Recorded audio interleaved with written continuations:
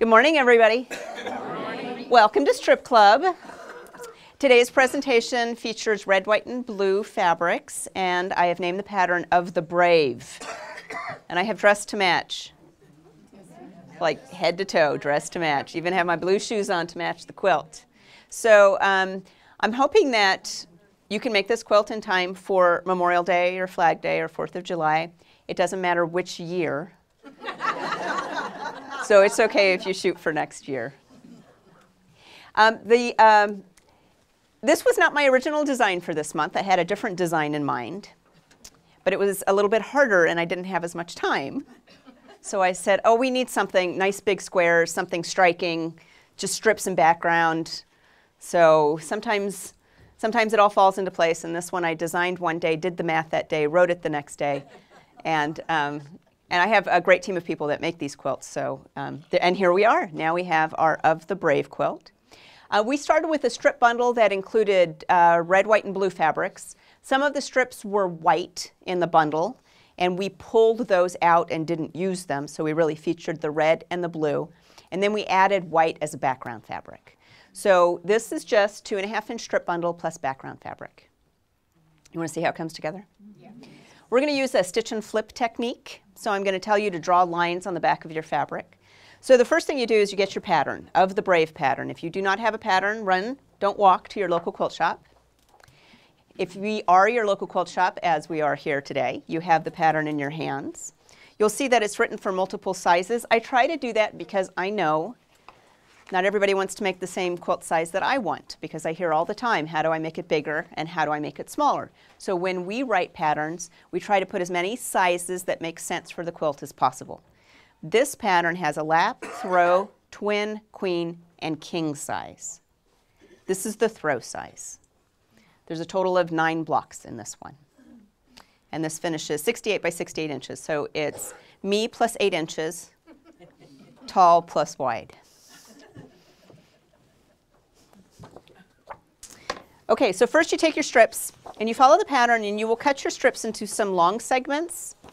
You will cut them into sets of squares and rectangles, and you keep yourself organized, keeping them in the sets as listed in the pattern.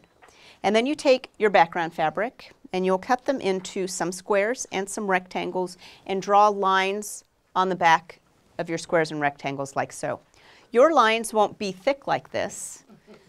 Draw a faint line with a pencil. I have nice big thick lines so you can see it here on the back of the fabric.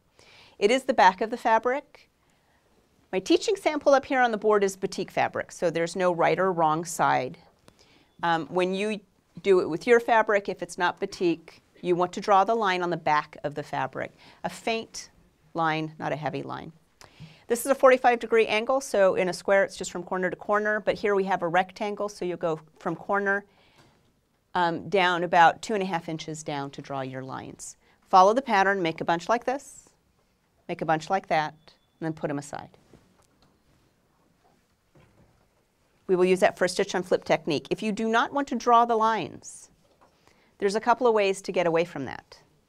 One, my favorite, brother makes a machine called a luminaire or a dream machine. And that projects a laser light, or it projects a line from your stitching needle. So with that line, you don't have to draw the lines on the back of your fabric. You can use that projected line instead. So come see me if you need a dream machine or a luminaire. If that's not quite in your plans, another option is this terrific ruler called the Creative Grids Folded Corner Clipper.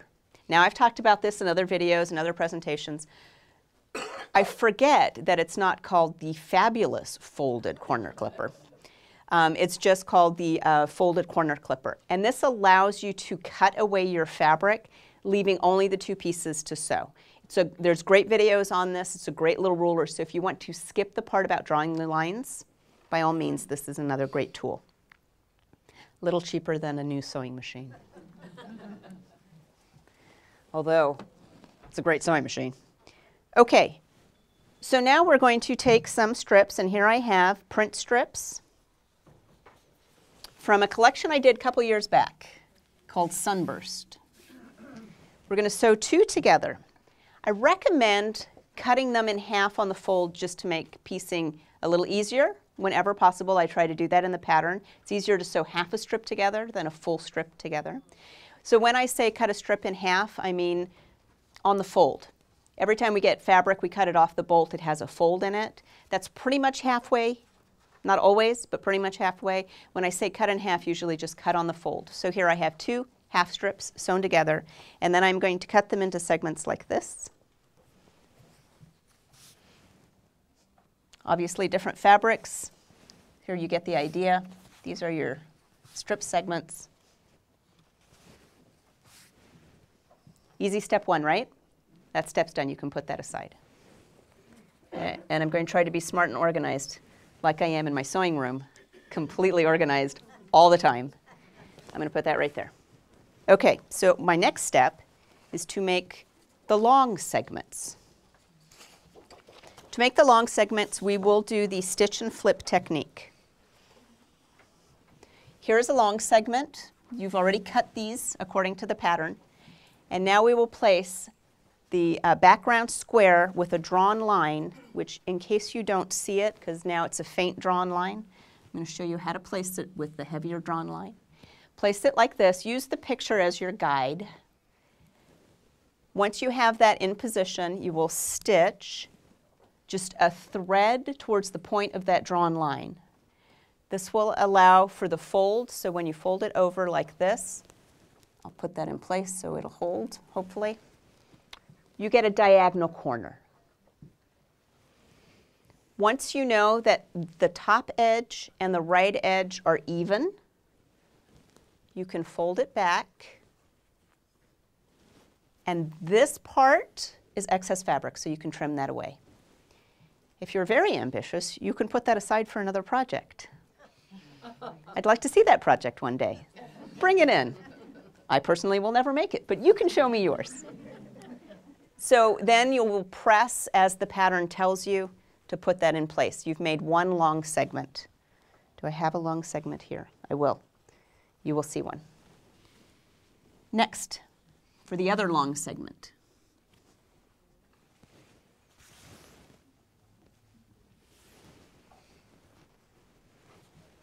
Here's a segment.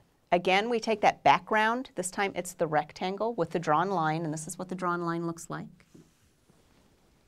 Again, we will stitch just a thread to the right of that drawn line and flip this over. Now it's a longer piece of background attached to the strip print. Once you know that this top edge and this bottom edge are flush so that they're even and you still have a 2.5-inch segment, then you can flip this back over and trim away this excess fabric or put it aside for that imaginary project you'll do in the future. Flip over and you have a segment that looks like this. Here's your tip. When you take this piece to your sewing machine and you feed it through your sewing machine, start on this end. Your feed dogs are right here. Your foot is right there. Start on this end because there's more fabric that goes parallel to the needle than, well, I guess on this end it's okay too, but there's not as much fabric on that end. So start on this end when you stitch. So your machine, it'll go into your machine like this. So there's your tip for piecing. Now that we have these two pieces, we will sew them together like this. That completes step 2. Not so bad so far. Step 3, and I will put these very organizedly there. Step 3. Step 3 is the exact same technique, only now we have a rectangle and we have a square. And with the square, we will place, make sure I do it, I'm going to refer to the picture. The square, here it is in another color, and the rectangle in another color. Diagonal lines, they're drawn on the corners just like we did before. We're going to place it as pictured, stitch just a thread to the inside, flip this over to get a segment that looks like that now. So from that to this,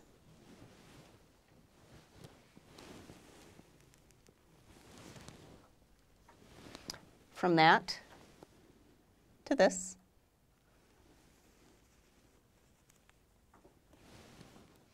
So you will have a matching set, then you will add a background fabric to create this.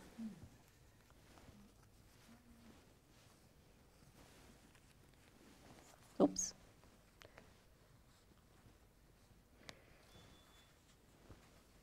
Oops. Oops. Oops.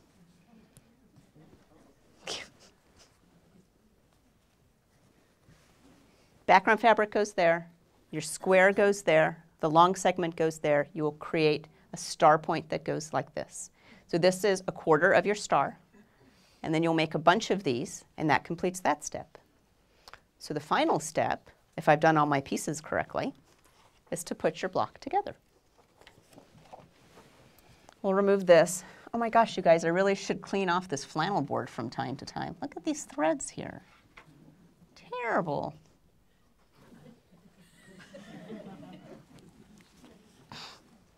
All right, we got a star point.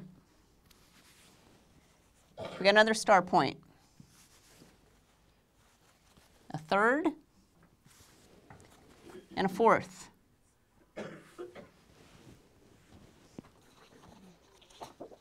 Flip. We have these segments. We're going to take one on each side like this. I like this color better. And then we have the long segments, the pairs that we've already sewn together, organized beautifully in a pile ready to go. Once again, referring to the picture.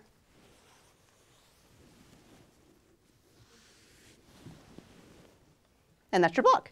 Yay. That's wonderful. Nice. Very nice. Here, you want to see it all put together with seams finished and everything? Oops, I'll do it the same direction. Ta-da! It's a nice big block, stars in the center, a couple of diagonal piecing. The magic in the quilt is not just how pretty the stars are and how the rest of the fabric shows it off, but when you put 4 blocks together and those 4 corners meet, you get that secondary design. I love secondary designs. So here's our main block. Oh, we twist and turn them, so now when 4 corners meet up like this, we create this secondary background star. So we have the main star, and then we have the subtle star that makes the corners. In this quilt, border 1 is the same as our background. We picked up the red for border 2, and then we just had to use the fantastic print for border 3. The binding is a terrific fireworks print on black. And it's white.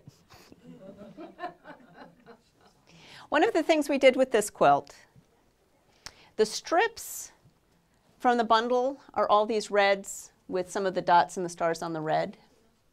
I really liked the border fabric. It was not part of the same collection, but I loved the print.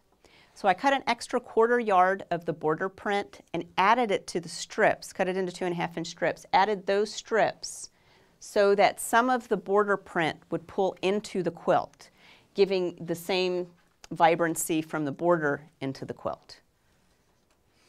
So it looked like it was part of the strip set, but now you can probably see that it's different than the rest of the strips, but adds a little punch here and there and makes that border fit and match. So, of the brave, can you do it? Mm-hmm. Can you do it? Yes. Any questions on this? Okay, somebody give me that one question you know I'm going to answer. Do you have another color? Thank you, I do have it in another colorway. So, of the brave, clearly a red, white, and blue quilt title, but it doesn't have to be red, white, and blue. Here we have it in batiks, bright fun batiks, and this is the lap size.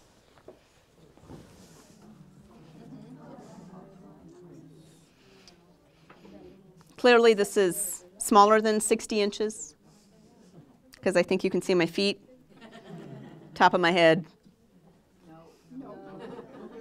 No? Oh. Well, you had it past your head. It's not that you're shorter. Okay, wait. There you go. Peekaboo. All right, so this is the lap size of the Brave. Whoops.